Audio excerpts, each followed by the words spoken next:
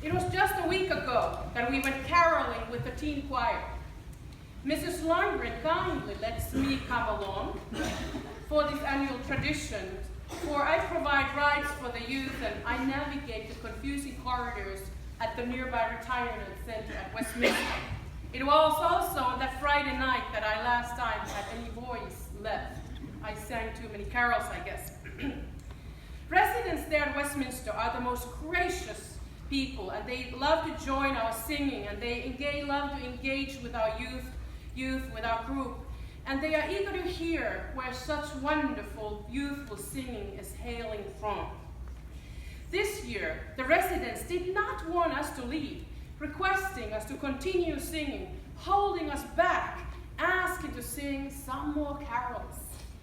It is always a moving experience to come and sing for the diners at Westminster. The age-old Christmas carols that have been sung by Christians at Christmas time for centuries, bringing together teenagers with people in their 80s and 90s, even in their hundreds, singing in one voice the familiar words of Christmas carols, whose melodies and lyrics bind us together as a human race beyond age or time or space. The carols whose words are etched forever in the minds of the folks who were young many, many decades ago in a world that was a very different one from our world today. As we were walking from the dining room with the teen choir, waiting for the elevators to come, one of the youth expressed how this made her feel so good inside to be doing this, to interact with seniors and sing with them. Her sudden surge of joy was so palpable in her whole being that I thought to myself that here, in this place, God's holy presence descended upon her, upon us. Joy divine, so pure and so true, one can only stand in awe right there by the elevators at Westminster. When we do something for someone else, when we share our humanity with others, it comes as a surprise that we find our true selves, our true humanity at those times and moments when we least expect it. We too have gathered here this holy evening to join the many generations and many nations in variety of languages around the globe to sing the familiar Christmas carols that have bound the Christians together for centuries.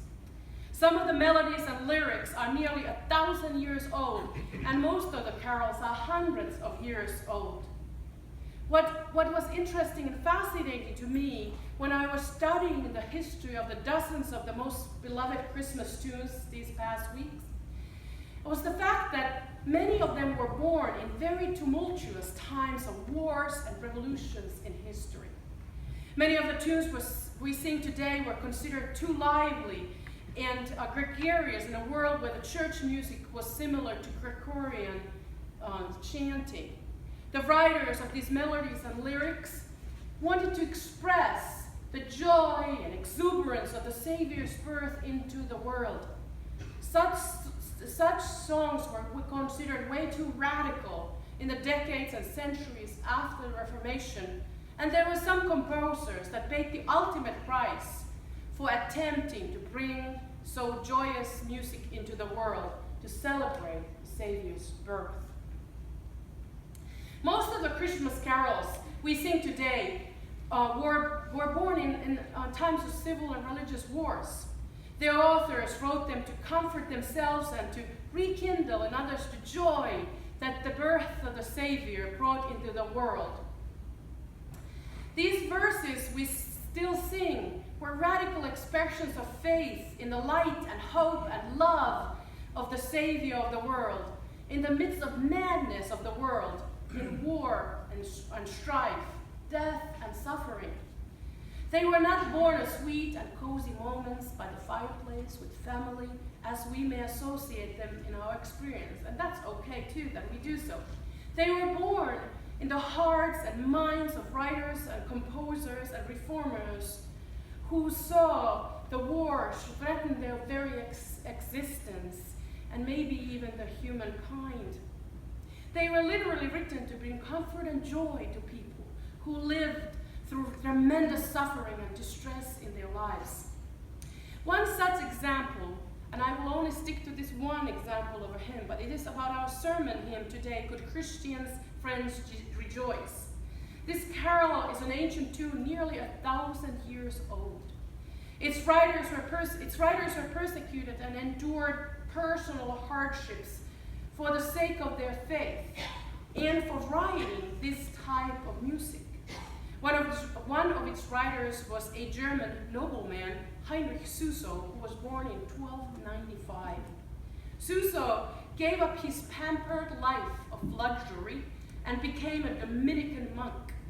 Suso taught the gospel in a way that was not accepted by the church in the 1300s.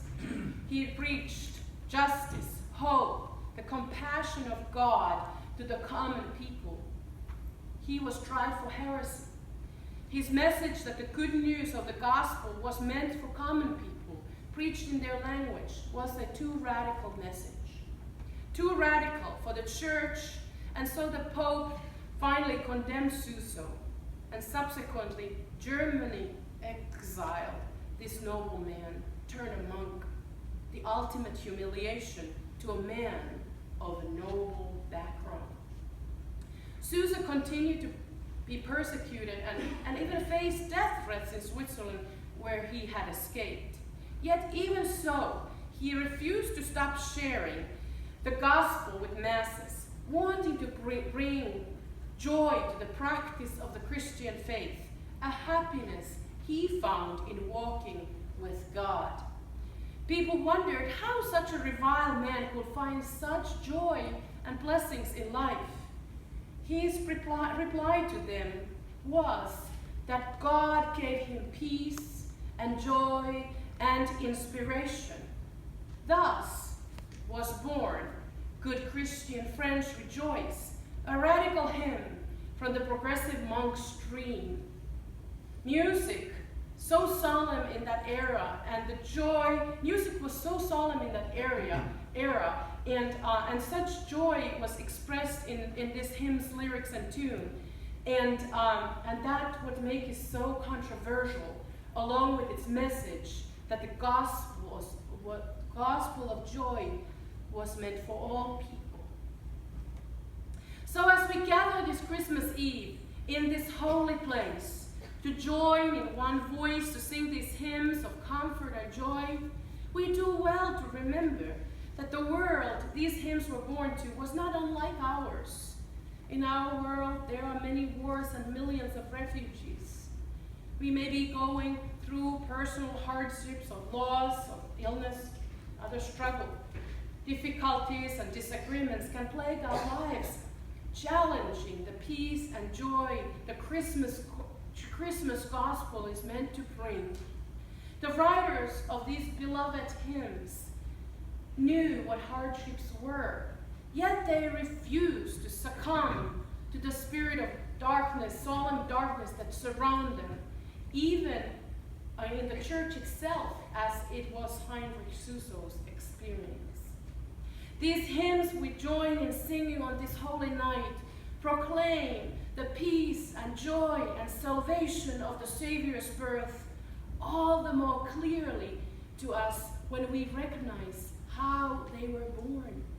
They continue to pierce the darkness of the world by joyously proclaiming the good news of salvation born to us in the baby in the manger.